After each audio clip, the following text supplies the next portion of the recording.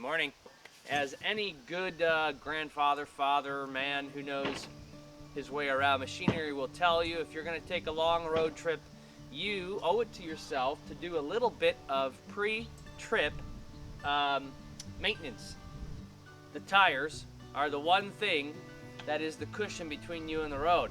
So get yourself a tire gauge and a compressor if you don't have one, and check the tire pressure. Go ahead and check your battery, right? Look at the terminals here and here. Make sure they're snug, and also make sure you don't have any blue crusty corrosion buildup here. You don't want to be out on the road, go to turn the ignition key and have nothing happen because the battery is either dead or corroded so that it doesn't have a good contact. In our case, this battery is placed in January of 2019, less than a year ago. The contacts look good, so we should be good to go here. Also, check your washer fluid. Make sure you've got some fluid there. Now there's a few other very important things you need to check here. Okay, you got your coolant here. Make sure your vehicle is not hot and up to operating temperature. Some vehicles have an overflow reservoir like this, okay? And you just want to make sure that you do in fact have some good fluid in there. Other vehicles, you might see the radiator right here with the little metal cap with two tangs on it. If that's the case, again, with the vehicle cold, press down, turn, and turn until it clicks. Pull it out. Make sure you got fluid in there. Also, you've got a max line. Make sure you got brake fluid.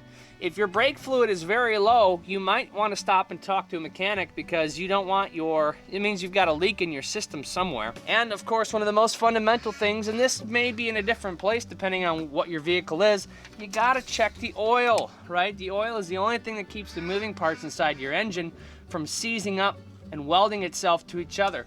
So here's the secret when checking oil. Have the vehicle off, let the oil settle for a few minutes. When you pull the dipstick out, you want to wipe it clean, then reinsert it, seat it all the way down, pull it up, and then check the levels here.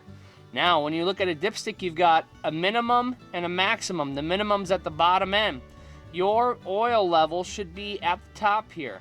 If it's halfway in between, it means it's half a quart low. If it's at the minimum line, it means it's 1 full quart low. If it's below the minimum line, it means you're very low. And again, take it to a mechanic. If any of those things aren't right, don't take a long road trip because you're just setting yourself up for failure. And as far as a camper goes, you want to make sure you're hooked up. Make sure you got your hitch locked. Make sure you got your tongue latch locked. Get your chains and everything hooked up the way they should be. Make sure they're not dragging on the ground, throwing sparks everywhere. Got the landing gear all the way up, and I've ensured that the electrical connection is in fact seated and that it's not dragging on the ground. If nobody has ever shown you on the side of a tire where to find the max PSI, it will be stamped in the rubber along this sidewall. It may be hard to see. This case is very easy to see. They made the numbers big. Max PSI, 65 pounds. Generally, you'll see a long string of numbers, or a long string of words and numbers like this in small writing. Then it'll say at something PSI. So in this case, you have 65 PSI cold. So that means before you've driven the tires, you can go up to that pressure. That is the maximum pressure recommended by the manufacturer, okay? I will generally go a little bit under. Well, we thought we were gonna be leaving at about 9 o'clock this morning, and yet it's 9:12, and I'm running out to the old Tractor Supply Company because we gotta pick up some pine shave beddings for our chickens as we go. We have some friends, thank you very much, you know who you are, who are volunteering to come and help take care of the birds once a day in exchange for some lovely fresh eggs. So that's a perfect deal in my eyes. But nonetheless, we'll probably be back and on the road by about 10 o'clock, which is what almost always happens. Truck is running, we are all hooked up, and it is 11 o'clock. Hour behind schedule, but we're driving an hour less north than we usually do to get to Peninsula State Park. So, we should be up at Potawatomi campground by about 2 o'clock. Are you guys ready? Yeah! A week of camping? Woo!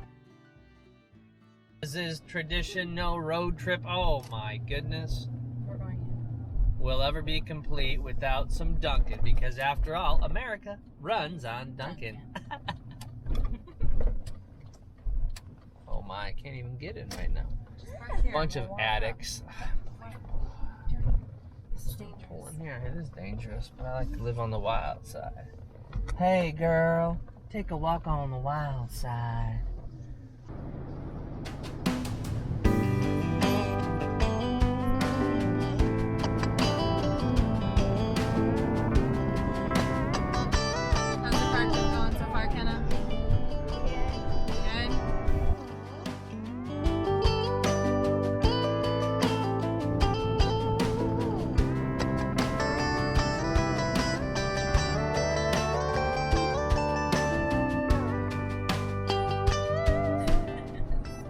I saw a real live doomsday prepper a couple weeks ago. Oh no, do tell.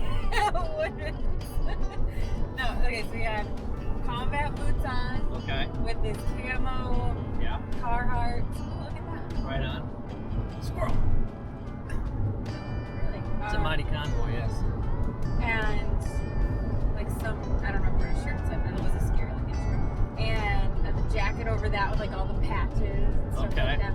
Like a Vietnam vet era prepper or a younger guy? A little bit younger. Okay. Maybe Vietnam, maybe. 60s, 70s, so it's probably like 50s, 60s? Yeah, that's okay. So, then we got to the best part. Yeah.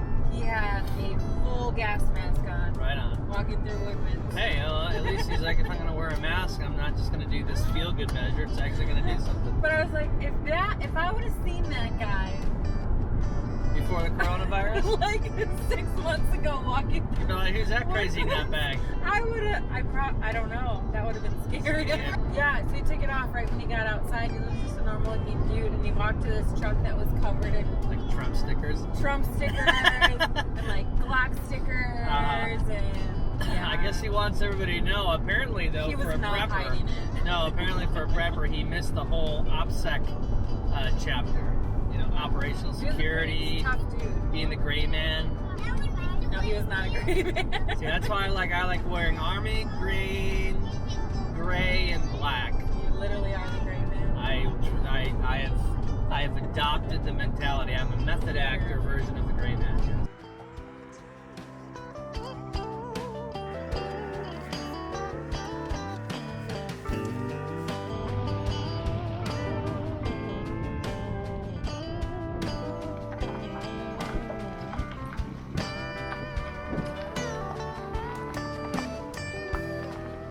We're here.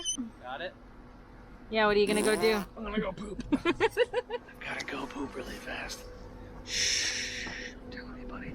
I'll see you on the outside.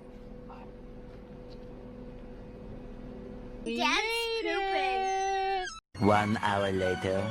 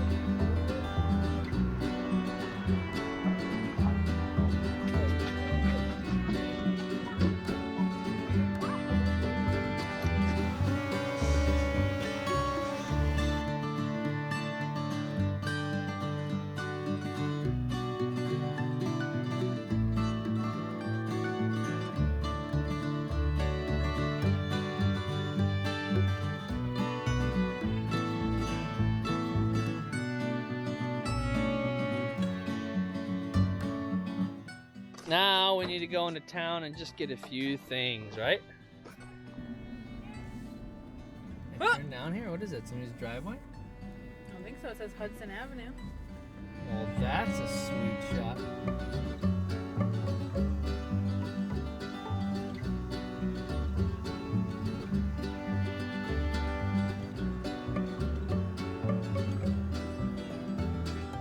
You You're beautiful, darling.